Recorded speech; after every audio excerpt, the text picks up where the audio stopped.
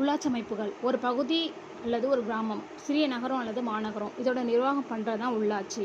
இதோட ஹிஸ்ட்ரி எடுத்து பார்த்தோன்னா, சோழர்கள் காலத்தில் உச்சநிலையில் இருந்துச்சு. அதுக்கு காஞ்சிபுரத்தில் உள்ள உத்திரமேரூர் கல்வெட்டு தான் சாட்சி. அந்த காலத்தில் என்ன பண்ணுவாங்கன்னா, எலெக்ஷன் எப்படி நடக்கும்னா குடவோலை முறையில் இருக்கும், ரகசிய முறையில் எலெக்ஷன் நடக்கும். அதுக்கப்புறம் மௌரிய பேரரசர்லையும் உள்ளாட்சி அமைப்பு பற்றி ஆவணக்குறிப்பு இருக்குது. அதுக்கப்புறம் என்னன்னா, உள்ளாட்சி அமைப்போட தந்தைன்னு யாருனாக்கா ரிப்பன் பிரபு. இவர் எப்போனா இந்த உள்ளாட்சியை எப்போ நடைமுறைப்படுத்துகிறாருன்னா 1882.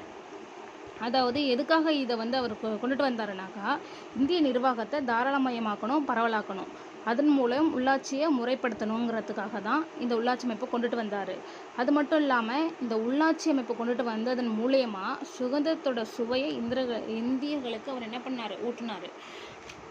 விடுதலைக்கு பின் இந்த உள்ளாட்சி எப்படி மாறுனுச்சுன்னா, பஞ்சாயத்து ராஜ் சட்டம் வந்துச்சு. இப்போனா 1957. இதோட அடிப்படை என்னன்னு பார்த்தானா, சமூக அபிவிருத்தி திட்டம், தேசிய நீட்டிப்பு சேவை, இது ரெண்டும் சேர்ந்து தான் பஞ்சாயத்து ராஜ் சட்டம்னு கொண்டுட்டு வந்தாங்க. அது மட்டும் இல்லாமல் 73, 74, அதாவது 1992 73, 74வது அரசியலமைப்பு திருத்தத்தை கொண்டுட்டு வந்தாங்க.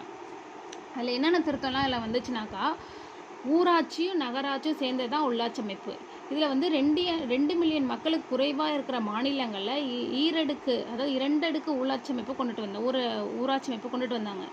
அதில் பெண்களுக்கு 1/3 பங்கு இடஒதுக்கீடு, அதே மாதிரி எஸ்டிலையும் SC/ST உள்ள மக்களுக்கும் 3/1 பங்கு, அதில் உள்ள பெண்களுக்குமே 3/1 பங்கு இடஒதுக்கீடு கொடுத்தாங்க.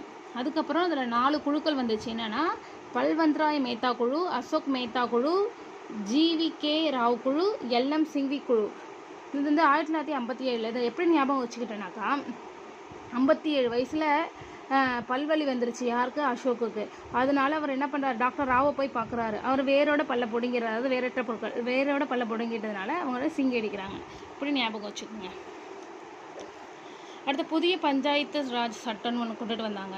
எப்போனா 1994. இதில் என்னென்ன மாற்றத்தை கொண்டுட்டு வந்தாங்கன்னா, உள்ளாட்சி அமைப்பில் 3 அடுக்கு ஊராட்சி, அதுக்கப்புறம் கிராம சபை, தேர்தல் ஆணையம் அமைச்சாங்க, நிதி ஆணையம். அப்போ நிதி ஆணையம் அமைக்கப்பட்ட ஆண்டு என்னென்னா 1994. இந்த சட்டத்தில் தான் அவங்க என்ன பண்ணாங்க, இந்த ஆண்டில் தான் இதெல்லாம் கொண்டுட்டு வந்தாங்க. எல்லாமே SC/STக்கு இடஒதுக்கீடு, பெண்களுக்கு 3/1 பங்கு, மாவட்ட திட்டக்குழு, இதில் அறிவித்தாங்க. இந்த உள்ளாட்சி அமைப்பு சேர்ந்தது தான் கிராம ஊராட்சி. கிராம ஊராட்சி நம்ம எடுத்துட்டோன்னா அதில் IAS IAS ஆய்வாளராக இருப்பாங்க. 500க்கும் மேற்பட்ட மக்கள் இதில் அதெல்லாம் 500க்கும் மேற்பட்ட மக்கள் இருக்கிறது தான் கிராம ஊராட்சி. இதில் நேரடியாக மக்கள் உறுப்பினர்களை தெரிவு செய்கிறாங்க. அதாவது தேர்தல் மூலயமா இதில் என்ன பண்ணுறாங்கனாக்கா தேர்தல் மூலயமா தான் இதில் உறுப்பினர்களை செலக்ட் பண்ணுறாங்க. கிராம ஊராட்சியோட முக்கியமான அதிகாரம் என்னென்னா, வரி விதிக்கிற அதிகாரம்.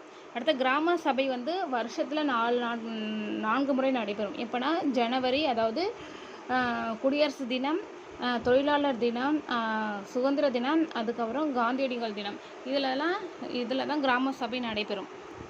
ஊராட்சி ஒன்றியம்னு எடுத்துகிட்டா பல ஊராட்சிக்கு சேர்ந்தது தான் ஊராட்சி ஒன்றியம். இதோட கவுன்சிலர் மக்கள் நேரடியாக தேர்தல் மூலயமா தேர்ந்தெடுப்பாங்க. அதுக்கு கவுன்சிலர்கள்லாம் அவங்க இந்த உறுப்பினர்களாக இருக்காங்க, அவங்களில் ஒருத்தவங்க தான் தலைவர். இதோட வளர்ச்சி பணிகளை யார் மேற்பார்வையிடுவாங்கன்னா, கலெக்டர், திட்ட அலுவலர், வட்டார வளர்ச்சி அலுவலர், இவங்க தான். அடுத்து மாவட்ட ஊராட்சி, அதாவது 50,000த்துக்கு மேற்பட்ட மக்கள் இருந்தாங்கனாக்கா அது மாவட்ட ஊராட்சி. அதில் அதேமாதிரி தான் பகுதி உறுப்பினர்கள் தலைவர் இருப்பாங்க. இது மக்கள் நேரடியாக தேர்தல் மூலயமா தேர்ந்தெடுப்பாங்க. இவங்களோட பதவிக்காலம் 5 ஆண்டுகள். அதுக்கு நகர்ப்புறம்னு எடுத்துட்டாக்கா, நகர்ப்புறத்தை 3ஆக பிரிக்கலாம். என்னன்னா, பேரூராட்சி, நகராட்சி, மாநகராட்சி. இதில் பேரூராட்சினா 10,000த்துக்கு மேற்பட்ட மக்கள், நகராட்சினா 1,00,000, மாநகராட்சினா பல லட்சங்கள் சேர்ந்தது தான்.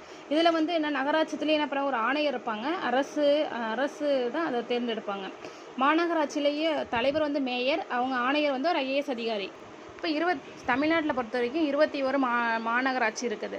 அதுக்கப்புறம் பெரியார் 1917 ஈரோடு நகராட்சி மன்ற தலைவராக ஆகிறாரு. அவர் குடிநீர் குழாய் இணைப்பு திட்டத்தை எப்போ செயல்படுத்துகிறாருன்னா 1919.